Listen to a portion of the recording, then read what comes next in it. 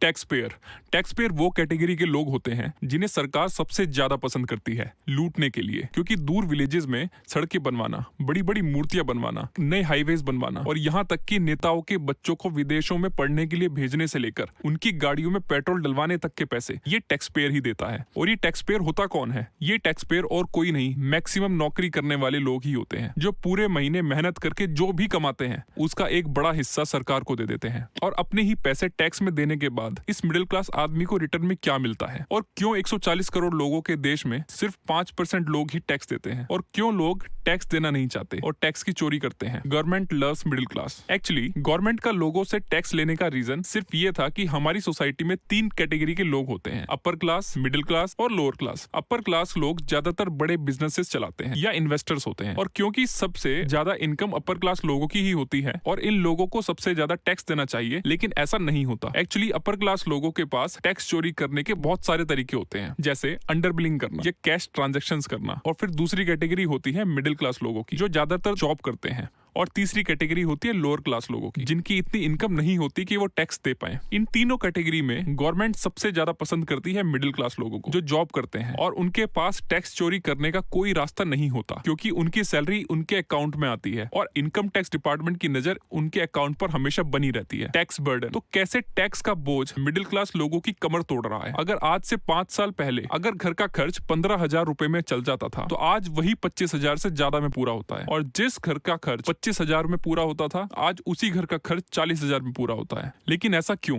क्या घर में कुछ एक्स्ट्रा चीजें आने लगी हैं? नहीं, मतलब आप जितना सामान पहले खरीदते थे आज भी उतना ही सामान खरीद रहे हो, लेकिन आपको उतने ही सामान के पहले से ज्यादा पैसे देने पड़ रहे हैं। तो इसे कहते हैं महंगाई, जिसे इंग्लिश में इन्फ्लेशन भी कहते हैं। और ये महंगाई हर साल बढ़ती ही जा रही है। इकोनॉमिक टाइम्स की एक रिपोर्ट के अकॉर्डिंग इंडिया में इन्फ्लेशन रेट 5.1% है, लेकिन इसमें सबसे ज्यादा डराने वाली बात यह है कि इसमें फूड इन्फ्लेशन 9.55% तक पहुंच चुका है। मतलब जहां बाकी चीजों पर महंगाई हर साल 5% के हिसाब से बढ़ रही है, वहीं फूड जो हर इंसान की बेसिक नीड है उस पर महंगाई 9.55% के हिसाब से बढ़ रही है। मतलब बाकी चीजें जिस रफ्तार से महंगी हो रही हैं, उससे दुगनी रफ्तार से खाने की चीजें महंगी हो रही हैं। तो एक तरफ महंगाई की मार और दूसरी तरफ टैक्सेस। तो अब इस मिडिल क्लास आदमी के पास टैक्स से बचने के लिए सिर्फ एक ही रास्ता होता है, वो है इन्वेस्टमेंट। लेकिन गवर्नमेंट ने इस आम आदमी को यहाँ भी नहीं छोड़ा। सरकार ने कुछ लिमिट सेट करी हुई है, जैसे 80C में की हुई है, और जैसे 1.5 लाख तक की म्यूचुअल फंड में इन्वेस्टमेंट टैक्स फ्री रहेगी, उसके ऊपर टैक्स देना होगा। और वो भी कुछ ELSS फंड में ही, जैसे इक्विटी फंड्स जिसमें small term capital gain STCG में सीधे 15% तक टैक्स देना होगा, अगर आपने अपनी कैपिटल 12 महीने से कम के लिए इन्वेस्ट करी थी तो। Second, long term capital gain LTCG, जिसमें 10% टैक्स लगेगा और वो भी विदाउट इंडेक्सेशन, अगर आपका गेन 1 लाख पर ईयर से ज्यादा है तो। यहाँ तक कि सरकार ने डिविडेंड इनकम को भी नहीं छोड़ा। अब म्यूचुअल फंड से होने वाली डिविडेंड इनकम पर भी टैक्स देना पड़ेगा, जबकि डिविडेंड इनकम पहले टैक्स फ्री होती थी। तो मिडिल क्लास टैक्स पेयर से पैसे लूटने में सरकार ने कोई कसर नहीं छोड़ी। लेकिन हम सरकार के टैक्स लेने को लूटना क्यों कह रहे हैं? इसकी वजह है ये, बिहार में एक नदी के ऊपर बना हुआ ये पुल, जो अभी आम लोगों के लिए शुरू भी नहीं हुआ था, वो एक बारिश में ही टूटकर गिर गया। और सिर्फ यही नहीं, पिछले 12 दिनों की बारिश में बिहार में 17 पुल गिर चुके हैं। चलो बिहार में तो करप्ट सरकार है, आप दिल्ली में ही देख लीजिए। ये है दिल्ली का इंदिरा गांधी एयरपोर्ट, जिसकी छत एक बारिश में ही गिर गई और इस हादसे में कई गाड़ियां दब गई। और उससे भी ज्यादा दर्दनाक ये है, उनमें से एक गाड़ी में जो ड्राइवर बैठे थे उनकी वहीं पर ही मौत हो गई। और ये जो पुल गिरे हैं ना, ये सिर्फ पुल ही नहीं गिरे हैं, ये एक टैक्स पेयर का विश्वास गिर चुका है सरकार पर। तो अगर आप कहते हैं कि एक टैक्स पेयर को टैक्स पे करने के बाद रिटर्न में क्या मिला, लेकिन उससे पहले हम ये जान लेते हैं आखिर एक टैक्स पेयर कितनी बार टैक्स देता है और कौन कौन से टैक्स देता है। एक्चुअली एक टैक्स पेयर अपनी पूरी जिंदगी में हर रोज टैक्स देता है। वो कैसे? एक्चुअली टैक्स 2 टाइप के होते हैं। इनकम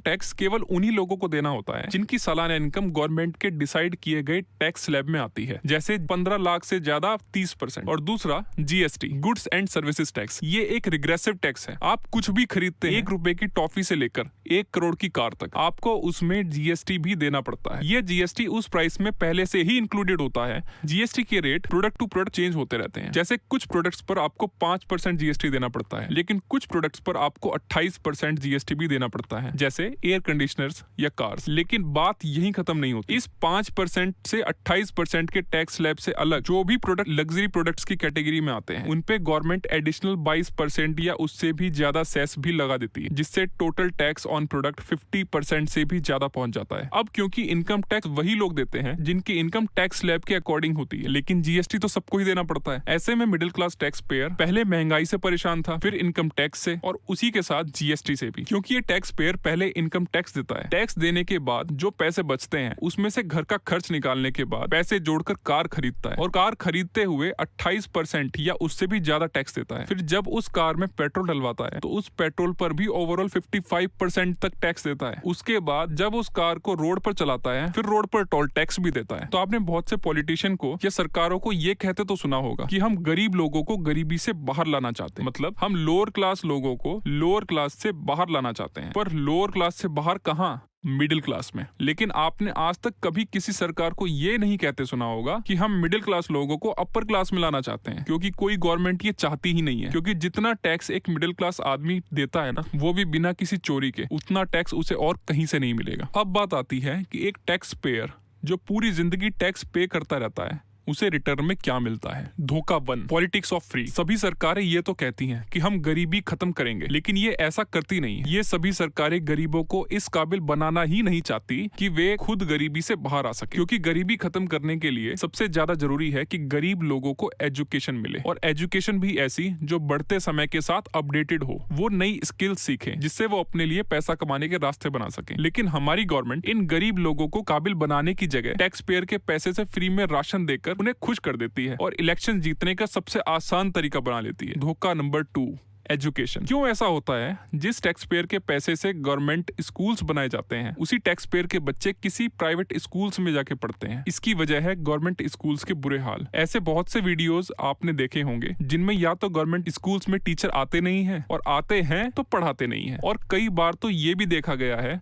कि खुद किसी गवर्नमेंट स्कूल के इंग्लिश टीचर को इंग्लिश पढ़नी तक नहीं आती। तो ऐसे में उस मिडिल क्लास टैक्स पेयर के पास प्राइवेट स्कूल्स में अपने बच्चों को पढ़ाने के अलावा कोई रास्ता नहीं बचता। धोखा नंबर 3, पुअर इंफ्रास्ट्रक्चर डेवलपमेंट या करप्शन। टैक्स पेयर जब टैक्स देता है तो सोचता है चलो उसके टैक्स के पैसे से रोड्स, फ्लाईओवर्स, ब्रिजेस बनेंगे, लेकिन जब वो देखता है रोड्स पर गड्ढों के अलावा कुछ नहीं है, या फिर जिस पुल को बनाने के लिए उसने टैक्स दिया था वो पुल या एयरपोर्ट की छत उसी पर गिर जाएगी और उसकी मौत हो जाएगी। Actually middle class tax payer नेताओं के लिए सिर्फ एक टैक्स पे करने वाली मशीन से ज्यादा कुछ वैल्यू नहीं रखते। धोखा number 4, no medical support. India में एक मिडिल क्लास आदमी सिर्फ एक मेडिकल इमरजेंसी दूर है फाइनेंशियली डिस्ट्रॉय होने में। सिर्फ एक बीमारी जो किसी मिडिल क्लास आदमी को प्राइवेट हॉस्पिटल तक ले जाए, उसका बैंक बैलेंस जीरो करने के लिए काफी है। लेकिन अभी तक एटलीस्ट टैक्स पेयर को मेडिकल इंश्योरेंस सपोर्ट तक नहीं मिली। तो टैक्स पेयर को इतने धोखे मिलने की वजह से अब क्या हो रहा है? अब इंडिया में बहुत से लोगों की सोच बनती जा रही है कि अब वो इंडिया से बाहर किसी दूसरे देश में जाकर रहना चाहते हैं। लेकिन क्या दूसरे देशों में टैक्स कम देना पड़ता है? एक्चुअली इंडिया में मैक्सिमम इनकम टैक्स 30% है, जर्मनी में ये 42%, अमेरिका में